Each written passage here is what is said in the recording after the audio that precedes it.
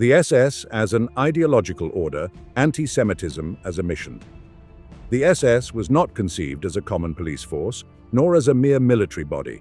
From its origins, it was envisioned as an armed political elite, designed to protect the regime and, above all, to execute its vision of the world without hesitation.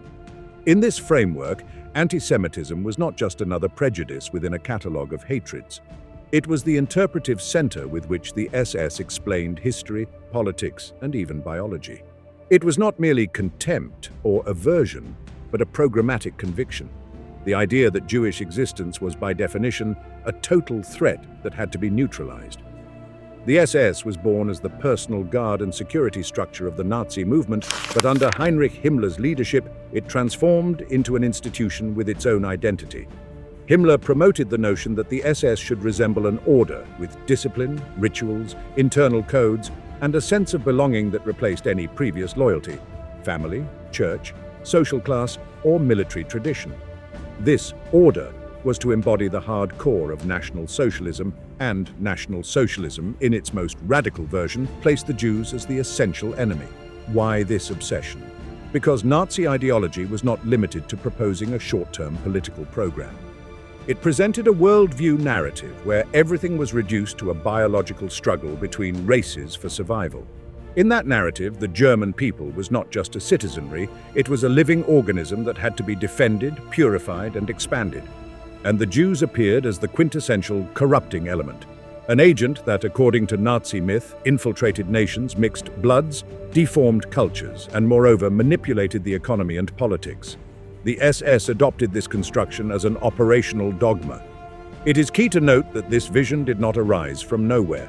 European anti-Semitism existed long before, with religious, social, and political roots. But what Nazism did was turn that anti-Semitism into a total system, with scientific pretensions and administrative consequences. The SS did not merely believe in hatred, it organized it. Where others saw a prejudice, the SS saw a historical mission. Where others saw a minority, the SS saw an explanatory principle of the world. This transformation of hatred into a mission was supported by two pillars. The first was the idea of an absolute enemy. A conventional enemy is confronted with agreements, surrenders, or limits. An absolute enemy, on the other hand, is defined as existential. If it exists, it destroys us. Under this logic, no negotiation is possible. The SS adopted this mentality and turned it into institutional culture. The Jews were not presented as political adversaries with different interests, but as a principle that supposedly operated behind all problems: military defeat, economic crisis, cultural decadence, social conflict. If everything bad could be explained by the Jewish, then the fight against the Jews became, for the SS, the most rational and necessary act. The second pillar was the idea of purity and selection. The SS constructed itself as a biologically superior community within the regime. The criteria for admission, genealogical verifications, behavior controls, and pressure to conform to an ideal of the SS man fed an elite identity. But every elite needs a dark mirror to define itself. In SS logic, one's own superiority was confirmed by pointing to the other as the opposite: impure, degenerate, dangerous. Thus, the Jew became the anti-model that justified the very existence of the institution. Internal socialization reinforced this from day one.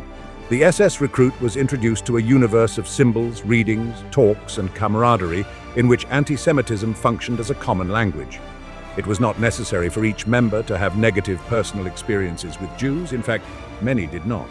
What mattered was that within the SS, the Jew was an abstract category laden with collective guilt. The Jew was spoken of as if it were a singular entity with its own will, capable of conspiring on a global scale. The abstraction is fundamental. It facilitates the shift from hostility to dehumanization, and from dehumanization to unchecked violence. Added to this was the specific role of the SS as an instrument of security and control. Its daily function was not to debate ideas, but to operate, surveil, record, detain, classify, expel. This operational culture fits very well with an ideology that transforms people into files. SS anti-Semitism was not only emotional, it was bureaucratic. The question was not, what do I think of this individual, but which category does this person belong to? What measure corresponds? What procedure applies? This way of seeing the other makes hatred colder, more stable, and easier to execute on a mass scale. The internal competition within the Nazi regime also played a role. Within a system that rewarded radicalism, advancing often meant proving greater harshness, greater ideological purity, greater repressive efficiency. The SS, in particular, was conceived as the arm that could not fail. If Nazism aimed to reorganize Germany and then Europe, someone had to do it without hesitation. Anti-Jewish hatred within the SS became a kind of test of commitment. It was not enough to obey, one had to believe and show that they believed. At this point, an important psychological dynamic emerges. When an institution builds identity on a moralized goal, any act can be justified as a necessary sacrifice. And if, moreover, the enemy is described as omnipresent and deceptive, then a permanent suspicion is created. For the SS, the Jew was not just someone visible in a community, it was also an invisible threat, capable of hiding, mimicking, and blending in. This obsession with the hidden fed paranoia and made repression seem always insufficient. The SS was formed to be the hard core of the regime, and the hard core of the regime needed a total enemy to cement loyalties and give meaning to its violence.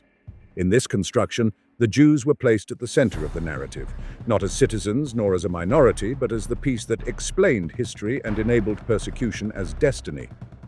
Once this idea took root, the next step was not necessarily a sudden leap to extermination, but a process of radicalization that combined laws, police, war, bureaucracy, and habituation. And that is where the SS's anti-Semitism stopped being rhetoric and became method. From prejudice to system, propaganda, racial science, and conspiracy. The SS's hatred of the Jews was not sustained solely by slogans. For that hatred to become policy and eventually daily practice, it needed something more stable than emotion. It required a mental framework that seemed logical, a total explanation of the world that transformed violence into necessity. This is where the second great mechanism comes in. The combination of propaganda, conspiracy theories, and a supposed racial science that aimed to demonstrate, with a technical appearance, that anti-Semitism was not a prejudice but a form of state hygiene. In SS culture, the Jew was constructed as an enemy with two key traits. First, a biological enemy, that is, someone defined by blood, not by ideas or individual behaviors. Second, a global political enemy, capable of acting in coordination across borders, finances, press, and political parties. This mix was perfect for justifying any measure. If the enemy is biological, they cannot be corrected or integrated. They must be eliminated or separated. If the enemy is global, there is never a point of arrival. There will always be infiltration. There will always be threat. There will always be reasons to harden. Nazi propaganda had been repeating for years that the Jews were responsible for Germany's defeat in World War I, for the social collapse, for inflation, for the cultural chaos of the Weimar Republic, and for the rise of communism. It is important to understand the psychological function of this narrative. It provided a single scapegoat for complex problems and did so with a language of urgency. The SS absorbed this explanation as a kind of manual for reading the present. The actual data did not matter much. What mattered was that everything could fit into a fixed framework. And a fixed framework is very useful for an institution that needs to act quickly and brutally because it reduces doubts and eliminates nuances. But propaganda did not act alone. It relied on the social prestige that certain pseudo-academic ideas still had in Europe during that period. Racial anthropology, eugenics, cranial measurement, the obsession with classifying populations according to physical traits. None of this was invented by the Nazis, though they took it to extremes. In the hands of the SS, these currents were transformed into a tool to give technical legitimacy to a morally monstrous decision. If the Jew was a race, and that race was degenerative, then persecution could be presented as prophylaxis. Himmler and the SS apparatus strongly promoted this vision. The key was not just to convince the general public, it was to form a core group of officials, police officers, and middle managers who could tell themselves, this is not cruelty, it is order. The SS, by its bureaucratic nature, needed the violence to be manageable. Pseudoscience provided exactly that, a language of forms and categories. It was not attack people, it was classify, identify, separate, relocate, process. Each verb sounds technical, and each verb hides an act of aggression. A decisive point in this transformation was the conversion of anti-Semitism into law. When hatred becomes legislation, it stops being an opinion and becomes structure. The SS operated within a state that was closing doors, expelling people from professions, restricting rights and recording genealogies. It is tempting to see these measures as a before, relatively moderate compared to what would come later. But from the SS's logic, they were a triumph. They showed that the entire state was being reorganized around its central enemy. What was at stake was normalization. If discrimination becomes routine law, the next escalation becomes less difficult. Conspiracy was the emotional glue of this system. The idea of a world Jewish power allowed any resistance, criticism, or failure to be explained. If Germany faced sanctions, it was international Jewry.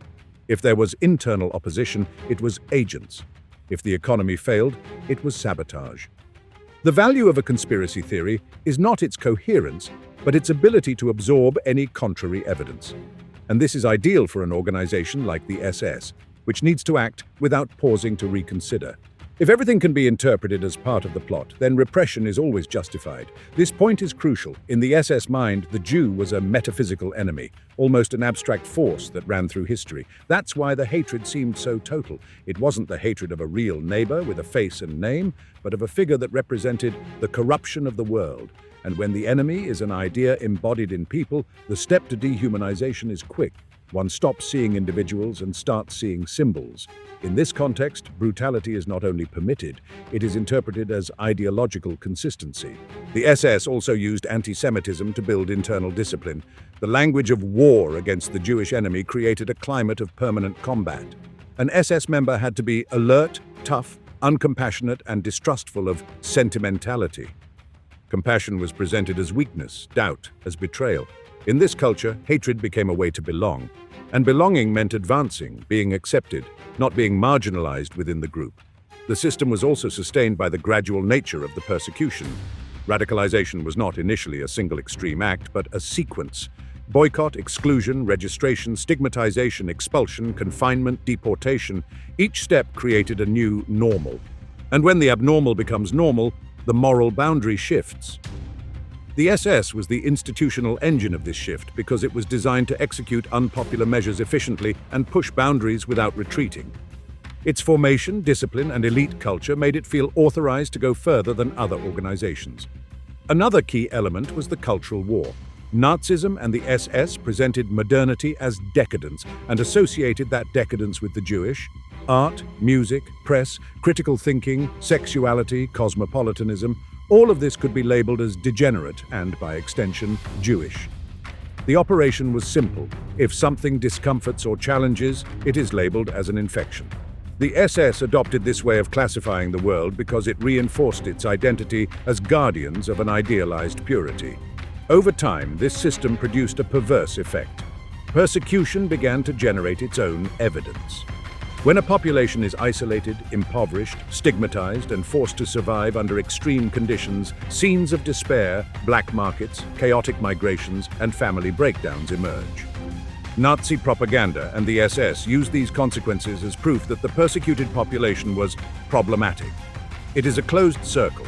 Damage is created, and then the victim is blamed for the damage. By 1939, SS anti-Semitism was no longer just a conviction. It had become a system with archives, offices, procedures, and specialized personnel. The Jew had become an administrative category of the state, an object to be managed. And when a human group becomes a bureaucratic object, violence can escalate easily. One no longer sees a person, one sees a file that must be resolved. This step explains why SS hatred did not wane or moderate over time. On the contrary, the more invested in this machinery, the more it needed to justify its existence. And a machine that lives off an enemy tends to radicalize, because it always seeks the definitive measure. With the war underway, this logic found the perfect scenario. Total conflict enabled increasingly extreme solutions, and the SS prepared to carry them out. Career, obedience, and brutalization, how the SS turned hatred into routine. When an institution adopts an absolute enemy and turns it into a legal and bureaucratic category, there is still a decisive step. How does it ensure that thousands of people sustain violence day after day, not as an exceptional outburst, but as work? In the case of the SS, hatred toward the Jews became routine through a mix of material incentives, internal culture, discipline, professional ambition, and a gradual process of brutalization. And this point is crucial. It is not enough to believe in an ideology. One must build an environment where acting on behalf of that ideology is the normal, rewarded, and expected behavior. The SS was not a uniform bloc. There were fanatics, opportunists, bureaucrats, men seeking status, young people who wanted to belong, and individuals who adapted to a current that seemed unstoppable. What unified them was the structure, an organization that rewarded harshness, punished doubt, and offered a career tied to repression. In this context, anti-Semitism stopped being just a feeling and became a capital, a way to demonstrate reliability, to rise, and to integrate into networks of power. The first factor was the career logic. In a regime that constantly pushed for more radical solutions, many promotions were linked to the ability to perform difficult tasks without questioning them. The SS defined itself by its effectiveness, and in a system of persecution, effectiveness was measured by numbers. Completed registrations, organized deportations, monitored ghettos, confiscated goods, executed operations. Cruelty was not an excess, it was a sign of commitment. Those who applied measures with softness could be seen as weak or unreliable. Those who were relentless, on the other hand, showed they belonged to the hardcore. The second factor was obedience, but not understood as simple military discipline, but as ideological obedience. In SS culture, obeying the Führer and obeying the racial mission were one and the same thing. This generated a kind of mental armor. One did not obey a human superior, one obeyed a historical destiny. And when the mandate is perceived as destiny, personal responsibility is diluted. This obedience was supplemented by training in dehumanization. The SS learned to look at people as categories. The internal language helped. They spoke of elements, dangers, measures, relocations, special treatments. This is not a semantic detail. It is a moral technology.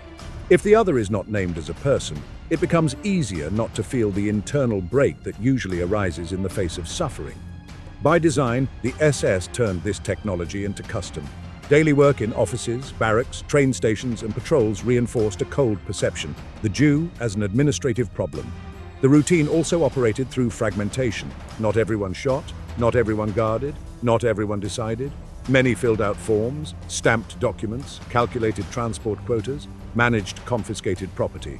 This division of tasks is essential to understanding how a system of hatred sustains itself. Each individual can see themselves as a smaller cog. The person responsible for a registration thinks they are just registering. The person in charge of the train thinks they are just transporting. The guard on the perimeter thinks they are just watching.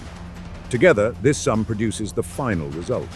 The SS, as an organization, was especially competent in this fragmentation because it had police, administrative, and later military structures that allowed for the division of functions. But brutalization was not only bureaucratic. The war opened spaces where violence was practiced directly and repeatedly, and that repetition leads to habituation. In occupied territories, daily contact with persecuted populations occurred in contexts of hunger, fear, and armed control. In this scenario, empathy erodes through several mechanisms: stress, group pressure, the sense of impunity, and the learning that the pain of others has no consequences for those who cause it. The SS created an atmosphere where the consequences almost always fell on the victim, not the perpetrator. There was also an element of irreversible complicity. As someone participates in acts of violence, it becomes psychologically costly to admit that what they are doing is criminal. To sustain their own identity, many cling more to the ideology. If the ideology is true, then violence is necessary.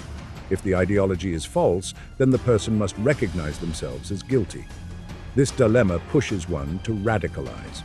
In the SS, this mechanism was especially powerful because the institution provided a constant justifying narrative: speeches, internal talks, publications, camaraderie.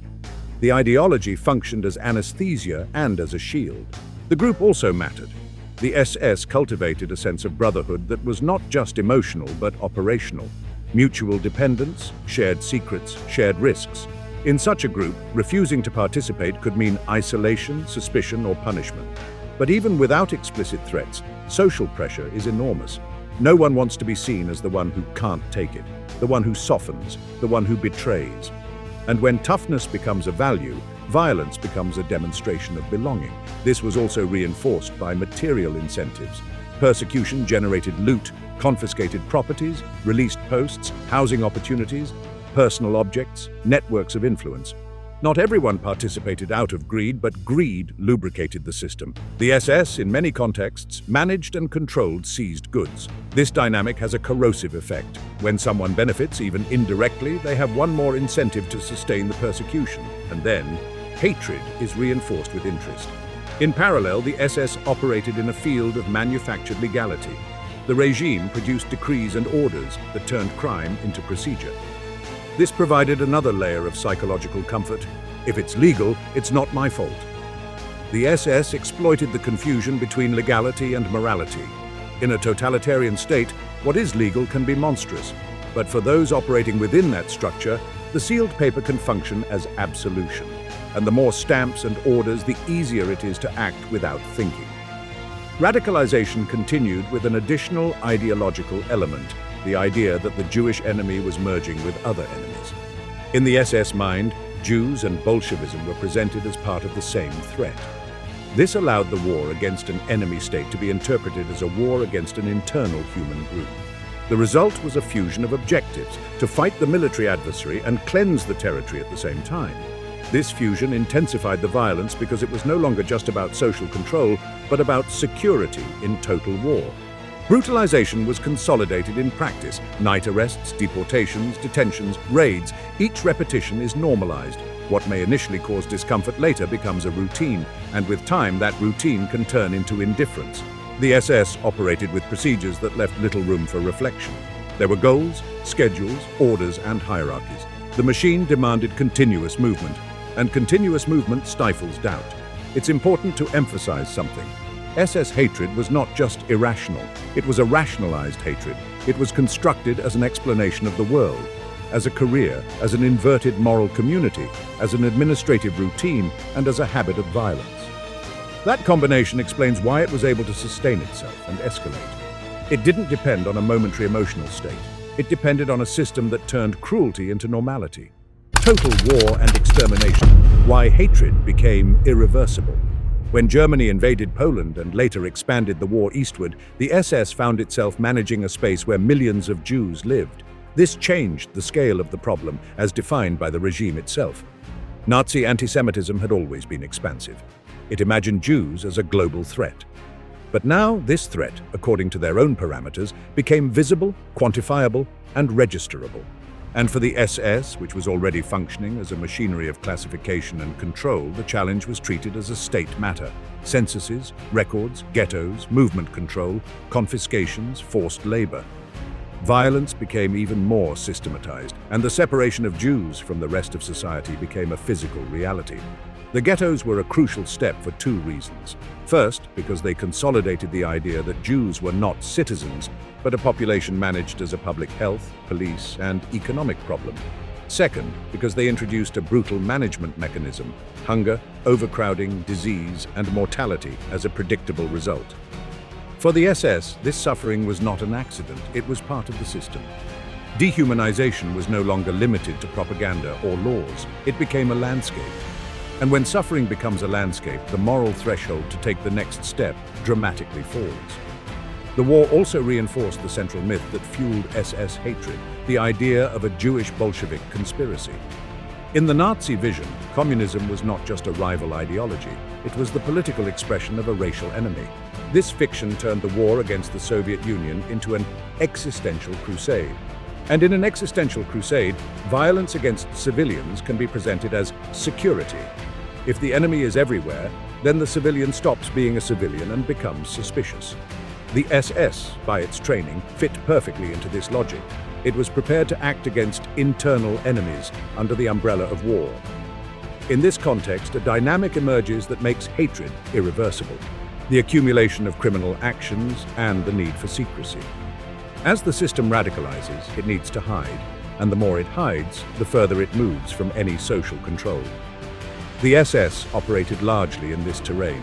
Verbal orders, bureaucratic euphemisms, closed hierarchical chains, restricted zones. Secrecy not only prevented resistance, it also kept the perpetrators from being stopped by public scrutiny. And in the administrative darkness, cruelty becomes easier. The decision to shift from persecution to extermination was fueled by several practical factors in addition to hatred. There were logistical problems: what to do with confined populations, how to manage mass deportations, how to prevent epidemics in overcrowded areas, how to maintain control in occupied territories with limited resources. It's important to state this clearly. These problems do not justify anything, but they help understand how the SS machinery thought. In its logic, Jews were a population incompatible with the order they wanted to impose. When the war intensified the pressures, the SS sought a final solution, not as an excess, but as an ideological and administrative closure to a process that had been escalating for years. The notion of solution is revealing. It shows how bureaucratic language can turn a crime into management. For the SS, extermination was not proclaimed as an outburst of irrational hatred, but as a policy that needed to be organized, coordinated, and scheduled. Trains, lists, quotas, camps, routes, guards. The same logic that had ordered registrations and deportations could now order mass killings. This is one of the most disturbing aspects. The SS not only hated, it knew how to administer. And when an institution administers hatred, it can do so industrially. Another factor that made hatred irreversible was the relationship between violence and ideological coherence. Once the SS embarked on destruction, retreating would mean admitting that the enemy wasn't as absolute as they had claimed, and admitting that meant recognizing that crimes had been committed unnecessarily. This is why radicalization tended to reinforce itself. Each step made it harder to stop. Moreover, in a war, the regime could present any break on violence as weakness. The SS, which defined itself by its harshness, had internal incentives not to show cracks. Massiveness also played a psychological role. In a large-scale crime, responsibility becomes even more diluted. Many participate in minimal parts of the process: surveillance, escorts, property management, classification, transportation. This fragmentation already existed, but with the war, it multiplied.